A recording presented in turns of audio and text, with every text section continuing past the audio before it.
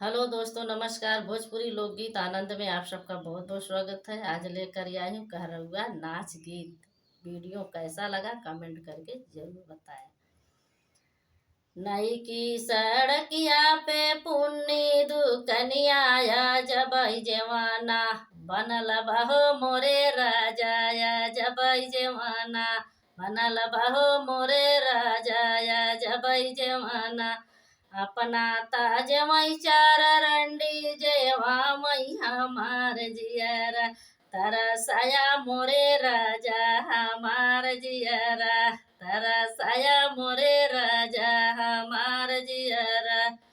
नई की सड़किया पे पुन्नी दुकनिया जब गेड़ुआ भरल बहो मोरे राजा जब गेड़ुआ भरल बहो मोरे राजा जब गेड़ुआ अपना ता घोटाई चार रंडी घोटा वही हमार जियरा तरसया मोरे राजा हमार जियरा तरसया मोरे राजा हमार जियरा। नई की सड़किया पे पुन्नी दुकनिया जब बिरवा जोरल बहो मोरे राजा जब बिरवा जोरल बहो मोरे राजा जब बिरवा अपना ता कुचाई चार रंडी कुचा मई हमार जियरा तरसया मोरे राजा हमार जियरा तरसया मोरे राजा हमार जियरा।